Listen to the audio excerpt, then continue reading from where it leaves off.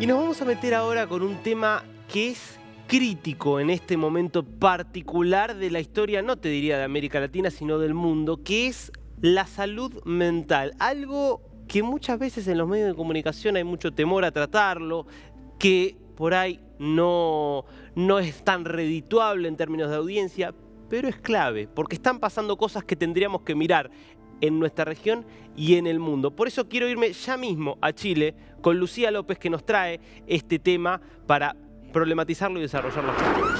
Lucía, vamos con vos.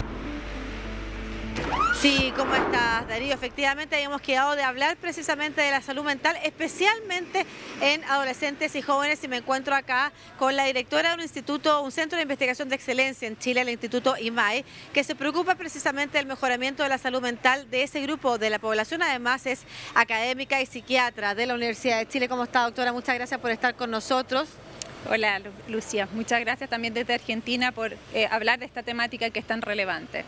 Lo primero que le quería preguntar, Darío, para después también darte la palabra, es situar las cifras, lo que se conoce, lo que pasa en nuestro país y también en Latinoamérica también respecto de las poblaciones adolescentes y jóvenes. Claro, nosotros tenemos cifras que son un poco antiguas en relación a salud mental epidemiológicas, que ya llevan más de una década, pero ya ahí nos alertaban que teníamos altos índices de depresión, de ansiedad sobre todo. Y con la pandemia hemos hecho algunas investigaciones que no son de toda la población, pero por ejemplo de varias universidades, 5 universidades de Chile, y hemos encontrado cómo también 1 de cada 3 personas tiene síntomas de ansiedad y depresión clínicamente relevantes, lo cual nos alerta y nos preocupa. Esa es una cifra, perdón Darío, antes de seguir contigo, ¿eso es una cifra que es comparable con la de los otros países? ¿Es una cifra estándar o podríamos decir que Chile está, como se ha conocido históricamente, en un lugar más alto de la tabla? Claro, es complejo contestar esa pregunta porque no todos los países tienen investigación de este tipo, ni tampoco utilizan las mismas metodologías. De hecho, un estudio que hicimos en pandemia, vimos cómo dentro de nuestro mismo país no utilizamos los mismos instrumentos y los mismos criterios para hacer los diagnósticos, pero digamos que esa cifra, 1 de cada 3, es bastante alta, no solo para compararnos con el resto del mundo, sino también dentro de toda la población. O sea, cuando se compara, por ejemplo, personas adultas y personas jóvenes, son las personas adolescentes y jóvenes las que tienen más síntomas de depresión y de ansiedad. Darío, por favor. Doctora, ¿cómo le va? Usted mencionó obviamente el tema de la pandemia. Hay infinidad de estudios, de evidencias de cómo afectó muy puntualmente a los niños y adolescentes en términos de salud mental la pandemia. ¿Cómo podemos estimar esto? ¿Hay forma, digamos, de darle, justamente usted daba un dato de la cantidad de 1 de cada 3 que manifestaban ansiedad? ¿Esto cuánto aumentó respecto de antes de la pandemia? Sí, la Organización Mundial de la Salud ha dicho que un 20% se aumentó estos índices de depresión y ansiedad, no solo en la población adolescente, pero particularmente adolescentes y jóvenes tienen valores índices mucho más altos. Y eso puede ser por distintas causas. Una gran causa fue la pérdida de habilidades, de desarrollo, el estar conectado mucho más con las redes sociales, pero a la vez no tan íntimamente. O sea, las conexiones que ellos tienen no son conexiones de apoyo y seguras. Entonces eso hay que volver a desarrollarlo. O sea, tenemos una mala noticia porque tenemos estos índices negativos, pero las buenas noticias son que las personas adolescentes y jóvenes tienen una flexibilidad en su desarrollo, incluso desde las neurociencias, plasticidad cerebral, que nos indican que estamos a tiempo para poder ayudarles a que desarrollen estas estrategias y cuiden su salud mental. Doctora, ¿qué pasa cuando estamos ante un joven, un adolescente, que por la propia dinámica del proceso que es la adolescencia, está quizás pasando por eso, pero que ya no está en la edad de querer ir y hablarlo con sus padres, que quizás está en un momento hasta de rebeldía con los padres y se cierra? ¿Cómo se llega a ese adolescente? Claro, cuesta distinguir a veces para las familias también qué es lo que es esperable para la adolescencia, porque en la adolescencia los jóvenes le hablan menos a sus padres, están con ciertos cambios de humor, pero no es esperable, por ejemplo, que alguien diga me quiero morir, la vida no tiene sentido, no es esperable que pase triste más de 2 semanas, que tenga problemas para dormir, para alimentarse o muchos problemas de concentración. En este caso es importante pedir ayuda y hay distintos canales y es importante quizás que en cada país reconozcamos cuáles son esos canales para pedir ayuda. Uno son los establecimientos educacionales, ya que gran parte de los adolescentes y jóvenes están en contacto con los sistemas educacionales y tenemos que darle herramientas a estos sistemas para que puedan acoger a los estudiantes y hacer un primer screening o una primera aproximación. Pero también hay otros canales que son líneas de ayuda. En Chile, por ejemplo, tenemos un chat que es Hablemos de Todo, de INJUV, que ayuda a los jóvenes también a contenerse emocionalmente y hacer consulta en una manera bastante confidencial y privada, que ellos a veces prefieren más que hablar por teléfono. Pero también tenemos líneas de ayuda telefónica como el *4141, que es la línea de prevención del suicidio, y el 600-360-7777 para salud mental, saludablemente.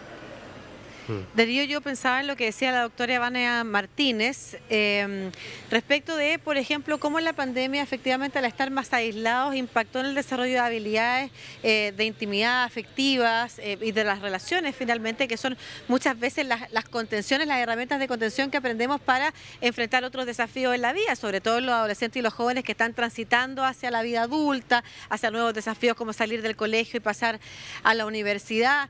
Usted nos hablaba de lo que hay que hacer cuando se detecta un joven que pasa triste más de 2 semanas, que pierde peso, que no quiere ir al colegio, en fin.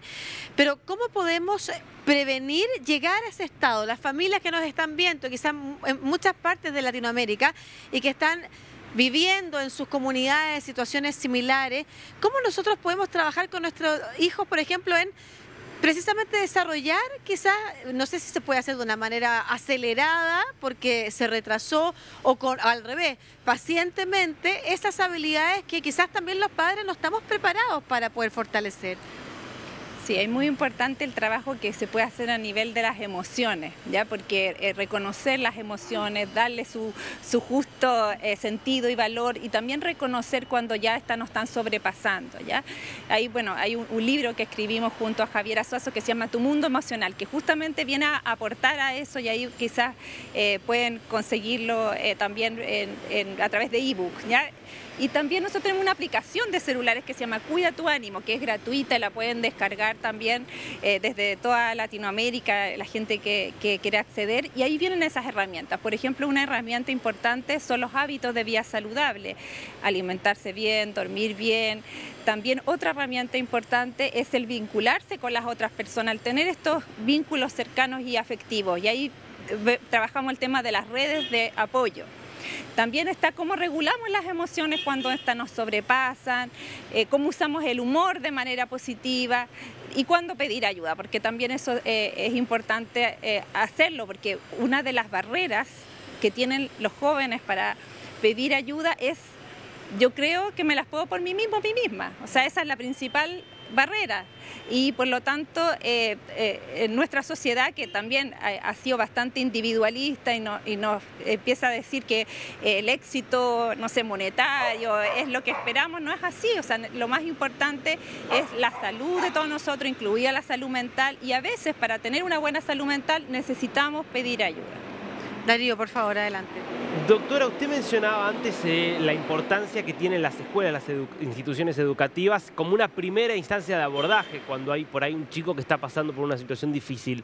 En el caso chileno, por ejemplo, ¿cómo evaluaría el grado de preparación que tienen las escuelas? ¿Están todas con el equipo de especialistas en condiciones de ofrecer esto?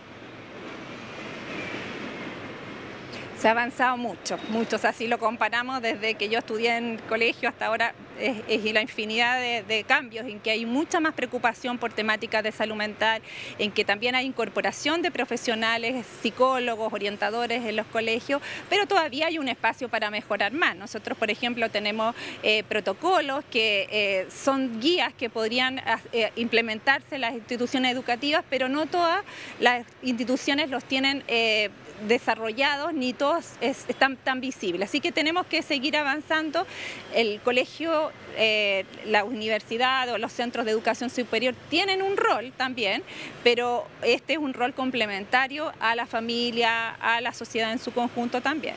Solo para terminar, Darío, y a propósito de lo que preguntas, muchas veces aquí los propios colegios, por ejemplo, los docentes de distintos establecimientos educacionales hablan de los niveles de estrés y presión que están teniendo también en sus ámbitos educativos y lo difícil que es para ellos también, si ellos lo pasaron mal en la pandemia, teniendo que hacerse cargo de la educación, por ejemplo, a nivel online, pero al mismo tiempo de sus casas y de contener a sus propios hijos que estaban en el colegio, o lo que está pasando en muchos establecimientos educacionales también, donde los niveles de convivencia y tensión se han acentuado. Ahí le quiero hacer una última pregunta también. ¿Cuánto se relaciona lo que está pasando con los índices de salud mental, los riesgos en salud mental con jóvenes y adolescentes, con lo que está pasando en la sociedad completa también? Y si de repente ahí también usted daría alguna recomendación a los lugares de trabajo o a los establecimientos educacionales que quieren efectivamente trabajar esto ya en la población adulta, que es finalmente la que cuida a nuestros niños y niñas. Sí. Yo creo que ahí, claro, justamente adolescentes y jóvenes nos están dando una señal importante que hay que preocuparse de la salud mental. Ya muchas veces cuando entran al campo laboral se les dan distintas opciones y están priorizando opciones que también cuiden su salud mental y eso creo que es muy positivo y una enseñanza para el mundo adulto. Y todos podemos ayudar a una mejor salud mental como sociedad. No es el rol solo de un ministerio, sino que, por ejemplo, imagínate, no solo el Ministerio de Salud, sino que también la naturaleza, lo importante es que tengamos contacto con naturaleza, con que el transporte sea adecuado, con que la economía sea importante. Entonces, todos tenemos nuestro rol.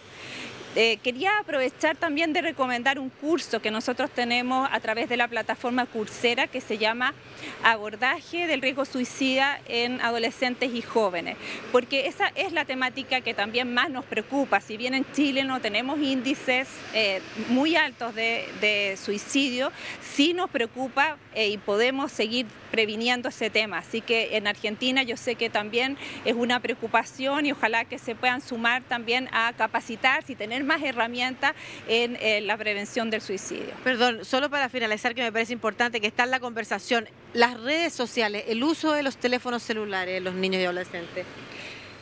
Sí, hay que considerar que las redes sociales no están recomendadas para adolescentes menores de 12, 13 años. Incluso sería mejor postergarlo hasta los 14 años. Pero sí, el acceso a cierta información a veces es necesario, ¿ya? Entonces, por eso que hay que aprender alfabetización digital, ver cómo usarlo, de qué manera usar, no solo las redes sociales, sino también las pantallas en su conjunto. Claro, y junto a eso acompañar entonces las actividades que no sean probablemente todas el uso de redes sociales o videojuegos, como usted señalaba, hábitos saludables, como salir a la naturaleza, conversar y generar vínculos es muy importante. Muchas gracias, doctora Vania Martínez, directora del IMHAI, que es el Instituto Milenio dedicado precisamente a mejorar la salud mental de adolescentes y jóvenes en Chile.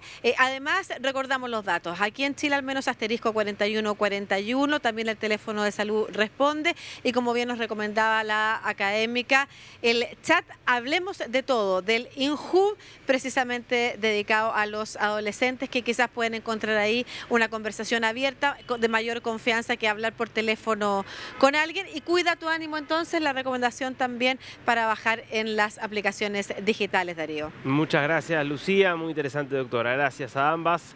En un ratito entonces volvemos para ampliar otros temas.